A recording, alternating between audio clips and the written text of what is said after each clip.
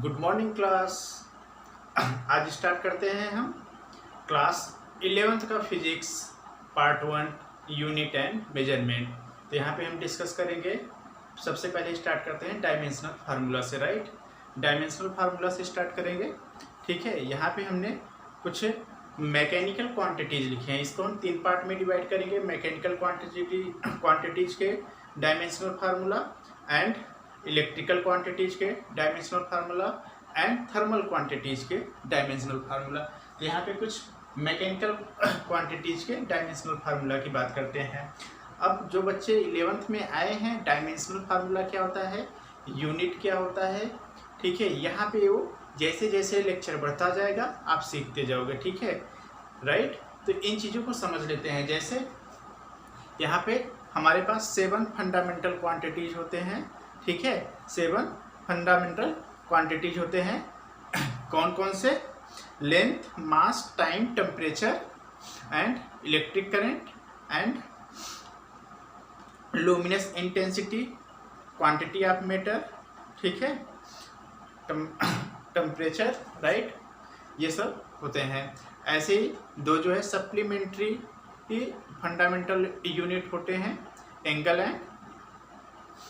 And plane angle and solid angle. ठीक है, तो अब यहाँ पे हम बात करते हैं कि डायमेंशनल फार्मूला निकालते कैसे हैं। डायमेंशनल फार्मूला का अगर हम बात करें, जैसे अगर हम आपसे पूछे मास का डायमेंशनल फार्मूला, तो आपको याद रखना है मास m से डिनोट किया जाता है। इसका डायमेंशनल फार्मूला m होता है। लेंथ को l से डिनोट किया जाता है। इसका डायमेंशनल फार्मूला l होता है। टाइम इसका कैपिटल T होता है। ठीक है, ऐसे ही इलेक्ट्रिक करंट इसको एम्पियर होता है, यूनिट A। ठीक है, टेम्परेचर केल्विन होता है, K, और किसी बुक में थीटा से भी रिप्रेजेंट किया जाता है। ठीक है, तो हम करीब इन्हीं पे बात करेंगे। ठीक है, पूरा फिजिक्स जो है इन्हीं के आसपास, इसी के आसपास घूमता रहेगा। ठीक है, अब जैसे हम अगर आपसे पूछें वेलोसिटी क्या होता है, डिस्प्लेसमेंट अपॉन में टाइम। तो डिस्प्लेसमेंट डिस्टेंस ही तो होता है, शॉर्टेस्ट डिस्टेंस, तो L अपॉन में T, जिसको हम लिखते हैं L T के पावर -1। ठीक है, वेलोसिटी हो गया। अगर एरिया पूछे तो एरिया क्या होता है, एरिया 2 लेंथ का मल्टीप्लाई होता है। लेंथ इंटू ब्रेथ, तो L इंटू के L equal to L²। Volume का पूछें तो वॉल्यूम भी L, length into breadth into height, तो L इंटू L। अब लेंथ भी L ही होता है यार, लेंथ ब्रेथ भी L ही होता है, हाइट भी, डिस्टेंस ही तो है तीनों, तो L3। ठीक है, ये छोटी छोटी बातें आपको याद रखना है। Right, clear? तो इसको नोट कर लो। अब थोड़ा इसमें कुछ और बातें करते हैं हम।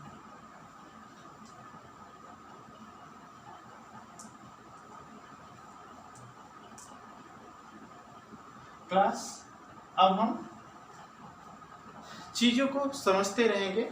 अगर हम आपसे पूछें कि पहला मोमेंटम क्या होता है, तो आपको अभी नहीं पता, तो सिर्फ आपको जानना है ये होता है मास इंटू के वेलोसिटी। तो मास क्या होता है भैया, मास अभी बताया m, और वेलोसिटी क्या होता है L T के पावर -1, अभी तो निकाला। ये हो गया मोमेंटम। फोर्स क्या होता है, फोर्स होता है मास इंटू के एक्सीलरेशन। अब एक्सीलरेशन क्या होता है, एक्सीलरेशन होता है वेलोसिटी अपॉन में टाइम। तो वेलोसिटी L T के पावर -1 अपॉन में T क्या आ जाएगा, L T के पावर -2। तो मास क्या हो जाएगा m, एक्सीलरेशन ये L T के power -2। Right, clear? Okay class, acceleration का भी याद रखना, L T के पावर -2, राइट। उसके बाद आ जाता है प्रेशर। अब प्रेशर क्या होता है? प्रेशर होता है एरिया, फोर्स अपॉन में एरिया, F/A। तो फोर्स का डायमेंशनल mL/T⁻², और अभी एरिया लिखा था L2, तो एक L से L खत्म, तो L/T⁻² अपॉन में L क्या आ जाएगा? mL⁻⁻T⁻²। ठीक है, ओके क्लास, समझ में आ गया? चलो रब कर दें, ठीक है।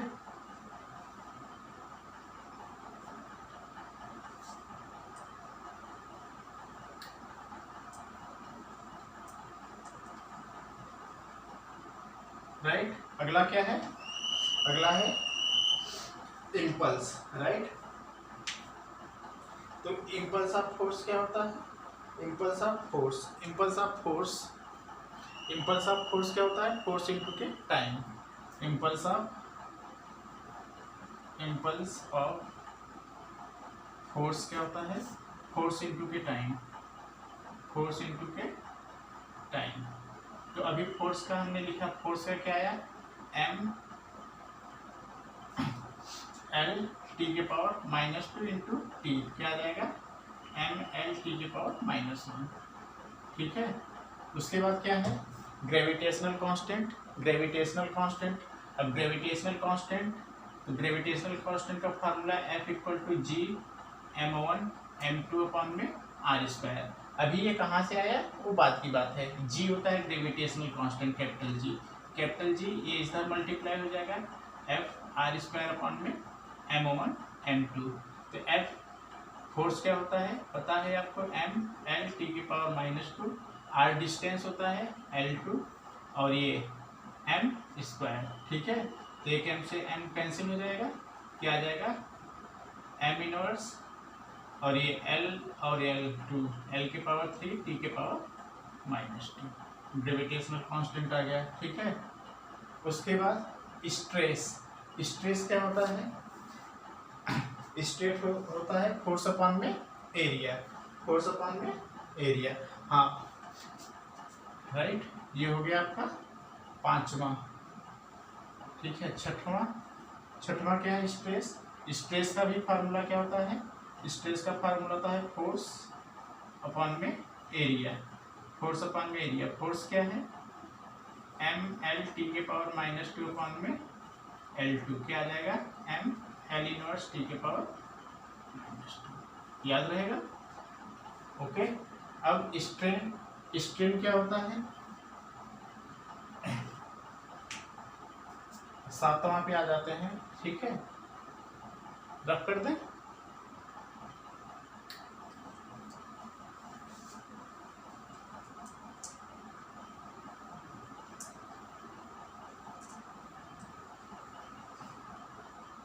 ओके,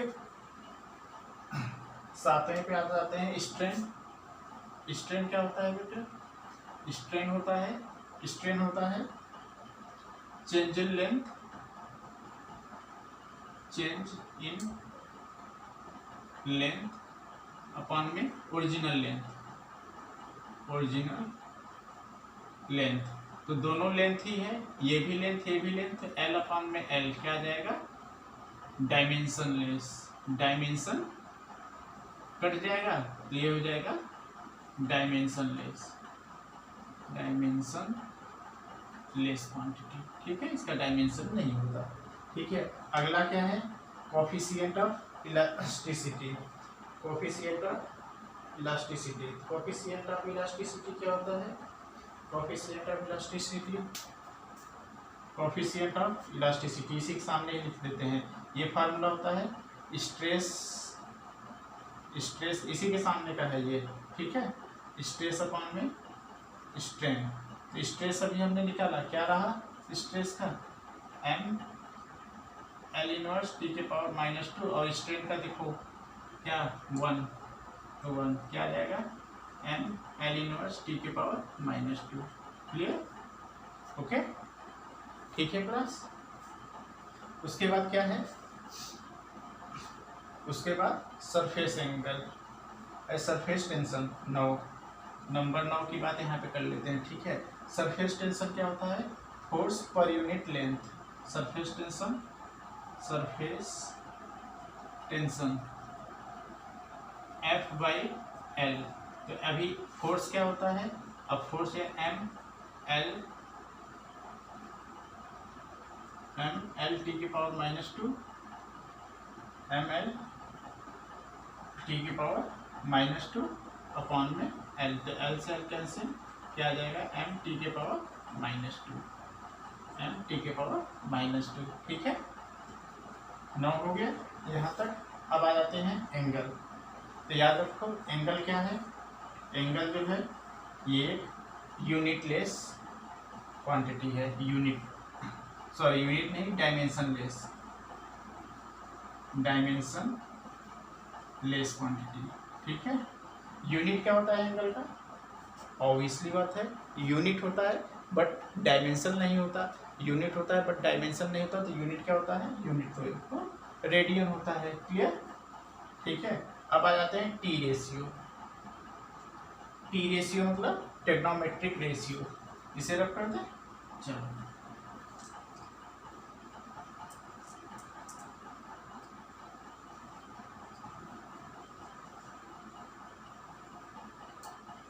टी रेशियो, जैसे ट्रिग्नोमेट्रिक टी रेशियो, इसका मतलब ट्रिग्नोमेट्रिक रेशियो, जैसे sine theta, cos theta, tan theta, ये सब क्या होते हैं? डायमेंशन लेस होते हैं। जैसे ये कोई ट्रायंगल है एल एच एंड बी, तो मान लो टेन थीटा लिखना हुआ, टेन थीटा एल अपॉन में बी, ये भी लेंथ है, ये भी लेंथ है, क्या आ जाएगा? 1, ठीक है। तो आप कह सकते हो इनके डायमेंशन क्या होते हैं? 1 होते हैं, डायमेंशन 1 या डायमेंशन लेस कह सकते हो, ठीक है। तो डायमेंशन लेस को 1 लिखा जाता है, डायमेंशन लेस को 1 लिखा जाता है। ये भी क्या हो जाएगा? डायमेंशन लेस, ये भी डायमेंशन लेस, ठीक है, क्लियर। तो 10 तक हो गया। अब आ जाते हैं 11 नंबर पे प्लॉन्क कांस्टेंट, ठीक है। तो प्लॉन्क कांस्टेंट, तो प्लॉन्क कांस्टेंट इसी के सामने लिख देते हैं। तो इक्वल टू होता है h इंटू के न्यू। h क्या है? प्लॉन्क कांस्टेंट, तो h इक्वल टू E/न्यू। न्यू क्या है? ये न्यू होता है फ्रीक्वेंसी, याद रखो, ये होता है फ्रीक्वेंसी और ये होता है एनर्जी, ठीक है। पहले एनर्जी निकाल लेते हैं। तो एनर्जी हम कैसे निकाल सकते हैं? एनर्जी चाहे तो वो कोई भी एनर्जी निकाल लें, काइनेटिक एनर्जी 1/2 mv²। तो कांस्टेंट का डायमेंशन 1 होता है। Any constant have dimension 1, any constant have dimension 1, ठीक है। और ये तो हो जाएगा 1, मास का m और वेलोसिटी l t के पावर -1 का स्क्वायर, ठीक है, स्क्वायर, राइट। क्या आ जाएगा?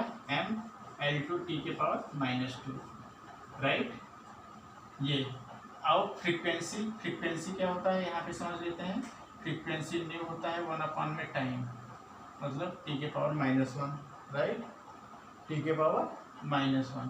तो ये वैल्यू यहाँ पे रख देंगे। ये हमें एनर्जी का मिल गया और ये हमें किसका? फ्रीक्वेंसी का मिल गया। तो याद रखना एनर्जी का ये होता है और फ्रीक्वेंसी का ये होता है। अब हम यहाँ पे पुट करके निकाल लेंगे। इसको हम रफ कर देते हैं इधर का, ठीक है, इधर का रफ कर देते हैं।